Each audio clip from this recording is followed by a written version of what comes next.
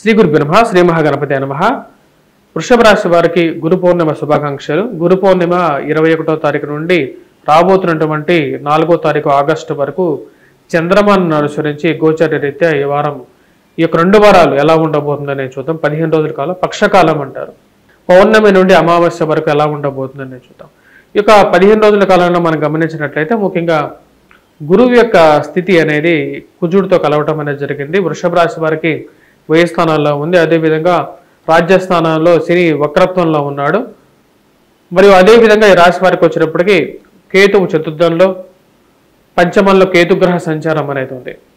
పంచమంలో కేతుగ్రహ సంచారం, అదేవిధంగా బుధుడు, శుక్రుడు, రవి కలిసినటువంటి యోగం అనేది తృతీయంలో ఉన్నదన్నమాట. రవి యొక్క మార్పు అనేది తృతీయంలో జరగటం జరిగింది. శుక్రుడితో కలవటం 31వ తారీఖున శుక్రుడి యొక్క మార్పు అనేది జరుగుతుంది. మరి అదేవిధంగా ఈ రాశి వారికి వచ్చినప్పటికీ రాహు వచ్చినప్పటికీ లాభస్థానంలో, యోగకారకమైనటువంటి స్థానాల్లో, పంచమంలో వచ్చినప్పటికీ కేతువు ఉన్నాడు అన్నమాట. ఇటువంటి గ్రహస్థితి వచ్చినప్పటికీ వృషభ రాశి వారికి ఎలా ఉండబోతుందని చూద్దాం. వృషభ రాశి మనం గమనించినట్లయితే ఈ రాశి వారికి గురువు యొక్క స్థితి అనేది జన్మరాశిలో గురువు ఉన్నాడు. జన్మరాశిలోకి వచ్చినప్పటికీ కుజుడు ఉన్నాడు అనమాట. కుజుడు గురువు ఎప్పుడైతే జన్మరాశిలో కలిసి ఉంటాడో కొంచెం అనుకూలమైనటువంటి ఫలితాల కన్నా వ్యతిరేకమైనటువంటి ఫలితాలు కూడా వస్తాయి. కానీ ఈ రాశి వారికి వచ్చినప్పటికీ లాభస్థానంలో రాహు వచ్చినప్పటికీ యోగకారకమైనటువంటి స్థానంలో ఉండటం అనేది అనుకూలమైనటువంటి ఫలితాలు ఎక్కువగా ఇస్తుంది. అదేవిధంగా తృతీయంలో ఉన్నటువంటి శుక్రుడు, రవి వచ్చినప్పటికీ యోగకారకులు అన్నమాట. అంటే ఉద్యోగ సంబంధితమైన విషయాల్లో వీరికి అనుకూలమైనటువంటి ఫలితాలు ఇస్తుంది. ఉద్యోగ ప్రయత్నాలతో పాటు దూర ప్రాంత ప్రయాణాలు జరగటం అనేది అనుకూలించేటువంటి ఒక ఆస్కారంగా గోచరిస్తున్నది. రాబోతున్నటువంటి 15 రోజులు ఈ రాశి వారికి అనుకూలంగా ఉండే విధంగా ఉంది. ముఖ్యంగా ఉన్నత స్థాయిలో ఉన్నటువంటి స్త్రీ పురుషులతో సత్సంబంధాలు పెరగటం అనేది ఒక సానుకూలం. సన్మానాలు జరగటం, పేరు ప్రఖ్యాతులు రావటం, మీరు చేస్తున్నటువంటి పనికి, మీరు పనిచేస్తున్నటువంటి ఆఫీసెస్లో కానీ లేకపోతే కార్యాలయాలు ఏవైతే ఉన్నాయో వాటిలో ఒక రకమైనటువంటి గుర్తింపు పొందటం, అదేవిధంగా పెద్ద స్థాయిలో ఉన్నటువంటి వారు మిమ్మల్ని మెచ్చుకోవటం అనేది కూడా మీకు అనుకూలంగా ఉంటుంది. తండ్రి గారితో సత్సంబంధాలు ఏర్పడటం అనేది ఒక మంచి అనుకూలమైనటువంటి ఫలితంగానే చెప్పచ్చు. అదేవిధంగా ఉద్యోగపరంగా కూడా ఉన్నత స్థాయిలో ఉన్నటువంటి స్త్రీ పురుషులతో, హైయర్ ఆఫీషియల్స్తో వీరి యొక్క కలయిక జరగటం, ఆ కలయిక ద్వారా మరి అదేవిధంగా రాజకీయ నాయకులతో సత్సంబంధాలు ఏర్పడటం అనేది మీకు మంచి ప్రతిఫలాన్ని ఇస్తుంది అని చెప్పి మీరు ఆశించగలుగుతారు అన్నమాట. అటువంటి స్థితిలోకి వెళ్ళగలుగుతారు. మరి అదేవిధంగా విదేశాన్ని ప్రయత్న సంబంధితమైన విషయాల్లో కూడా తృతీయంలో ఉన్నటువంటి శుక్రుడు, రవి ఇద్దరు యోగకారకమైనటువంటి గ్రహాలుగా చెప్పచ్చు. 22వ తారీఖు నుండి బుధుడు, చతుర్థంలో ఉన్నటువంటి బుధుడు వక్రత్వంలోకి వెళ్ళబోతున్నాడు. వక్రత్వంలో ఉన్నటువంటి బుధుడు, అదేవిధంగా శని కూడా యోగకారకమైనటువంటి స్థానంలో లేకపోయినప్పటికీ కూడా బుధుడు యొక్క యోగకారకమైనటువంటి ఫలితం మీకు పొందగలుగుతారు. ఈ రాశి వారికి వచ్చినప్పటికీ ఉద్యోగ ప్రయత్న సంబంధితమైన విషయాలు అనుకూలంగా ఉంటుంది. నూతన వ్యాపార ప్రయత్నాల్లో కూడా సానుకూలమైనటువంటి ఫలితాలు పొందగలుగుతారు.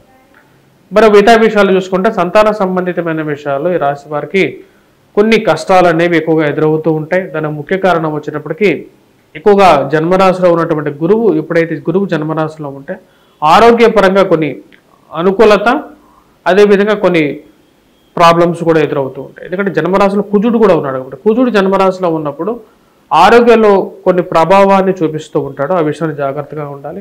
పంచమంలో కేతువు కూడా కొన్ని కష్టాలు కలిగిస్తాడు. జన్మరాశిలో ఉన్నటువంటి కుజుడు చతుర్థాన్ని చూస్తుంటాడు కాబట్టి అది కొంచెం ప్రతికూలమైనటువంటి ఫలితాలు ఇస్తుంది. కుజుడికి 2 దృష్టులు ఉంటాయి. త్రిపాద దృష్టి అంటారు. ముందుగా వచ్చేటప్పటికి చతుర్థాన్ని, దాని తర్వాత 2వ పాదం వచ్చినప్పుడు అష్టమాన్ని చూస్తాడు అన్నమాట. చతుర్థాన్ని చూస్తున్నప్పుడు తల్లిగారి ఆరోగ్య సంబంధితమైన విషయాల్లో మరియు అదేవిధంగా ఆరోగ్యపరంగాను, సెల్ఫ్ డ్రైవింగ్లోనూ కష్టాలు ఇస్తాడు. అష్టమంలో కుజుగ్రహ దృష్టి పడినప్పుడు ఏమవుతుందంటే వైవాహిక జీవితంలో కొన్ని కష్ట నష్టాలు కూడా కలిగిస్తూ ఉంటుంది. భార్యాభర్తల మధ్య సయోధ్య విషయంలో తగు జాగ్రత్తలు అనేది తీసుకోవాలి. ఆరోగ్యపరంగా కొన్ని చికాకులు అనేవి కుజుడు జన్మరాశిలో ఉన్నప్పుడు కలిగిస్తాడు. శని ఎప్పుడైతే వక్రత్వం బట్టి రాజస్థానంలో ఉన్నప్పుడు ఉద్యోగపరంగా వృషభ రాశికి కొన్ని కష్టాలు, అంటే ఇష్టం లేనటువంటి ఉద్యోగంలో ఎక్కువగా కొనసాగటం అనేది కొంచెం ప్రతిబంధకంగా ఉంటుంది. మీరు చేసేటువంటి మార్పు గురించి, మీరు చేసేటువంటి ప్రయత్నాలు అంటే ట్రాన్స్ఫర్స్గా కానీ, లేక ట్రాన్స్ఫర్స్ గురించి కానీ, లేకపోతే ఉద్యోగపరంగా వేరే చోటుకి వెళ్ళాలి అని చెప్పి చేసేటువంటి మార్పుల్లో ఒక కదలిక అనేది రావడం జరుగుతుంది. ఆ కదలిక రావటానికి కూడా రవి యొక్క స్థితి అనేది చాలా యోగ్యకారకంగా ఉన్నప్పుడే జరుగుతుంది అన్నమాట. ఈ రాశి వారికి వచ్చినప్పటికీ మనం మిగతా విషయాలు బాగా గమనించినప్పుడు గ్రహస్థితి అనేది ఫైనాన్షియల్గా వీరికి కొంచెం ఇంప్రూవ్మెంట్గా ఉండే విధంగా ఉంది. చతుర్థంలో బుధుడు వక్రత్వం పొందినప్పుడు కొన్ని కష్టాల నుంచి వీరు బయటికి రావడం జరుగుతుంది. ఎందుకంటే చతుర్థంలో బుధుడు వక్రత్వం పొందినప్పుడు తృతీయంలో ఉన్నటువంటి ఏమైతే ఫలితాన్ని ఇచ్చాడో కొంచెం ఆ ఫలితాన్ని కూడా ఇవ్వడం జరుగుతుంది. ఫైనాన్షియల్గా 22వ తారీఖు నుంచి కొంచెం రొటేషన్స్లో కానీ స్పెక్యులేషన్స్లో కానీ కొంచెం అనుకూలత అనేది బాగా పెరుగుతుంది వృషభ రాశి వారికి. వృషభ రాశి వారికి ఒక రకంగా చెప్పాలంటే కొంచెం గుడ్ టైంగానే చెప్పచ్చు. కంపారేటివ్లీ చాలా రోజులు వీరికి కొన్ని కష్టాలు అనేవి ఎదురయ్యాయి. ముఖ్య కారణం వచ్చేటప్పటికి అంత అనుకూలమైనటువంటి లేనటువంటి గ్రహస్థితి అనేది కొంచెం ప్రతికూలంగా కలిగించింది. అంటే కొన్ని విషయాల కోసం మనం ఎక్కువగా ప్రయత్నం చేసినప్పటికీ కూడా ఆ విషయాలు తొందరగా సొల్యూషన్ తీసుకోవన్నమాట. దానికి ఎక్కువసార్లు ట్రై చేయాల్సినటువంటి పరిస్థితి ఏర్పడడం అనేది కొంచెం ప్రతికూలంగా ఉంటూ ఉంటుంది. ఆ యొక్క విషయాన్ని నుంచి కొంచెం బయటకు రాగలుగుతారు. ఈ యొక్క రాబోతున్నటువంటి ఇక 15 రోజుల్లో కొంచెం అనుకూలత అనేది మీ సైడ్ టర్న్ అవటానికి రవి యొక్క స్థితి అనేది బాగా యోగ్యకారకంగా ఉంది. రవి యొక్క స్థితి బాగున్నప్పుడు ప్రతికూలమైనటువంటి ఫలితాలు కూడా అనుకూలంగా మారుతాయి. మరియు అదేవిధంగా ఈ రాశి వారికి వచ్చేటప్పటికి మిగతా గ్రహస్థితి గృహభవన కొనుగోలు సంబంధితమైన విషయాల్లో కూడా 22వ తారీఖు నుంచి ఒక నిర్ణయం తీసుకోవడం జరుగుతుంది. తండ్రి గారితో సత్సంబంధాలు అనేది మీకు కొంచెం అనుకూలమైనటువంటి ఫలితాలు కూడా ఇవ్వగలుగుతుంది. మరి అదేవిధంగా సంతాన సంబంధితమైన విషయాల్లో ఒక పాజిటివ్నెస్ అనేది ఉంటుంది. ఈ రాశి వారికి వచ్చినప్పటికీ రాబోతున్నటువంటి గురు పౌర్ణిమ ఏదైతే 21వ తారీఖు రాబోతుంది కదా, గురువు అనుకూలత లేకపోతే ఎటువంటి ఫలితాలు వస్తాయో మేము ఆల్రెడీ ఒక వీడియో చేయడం జరిగింది.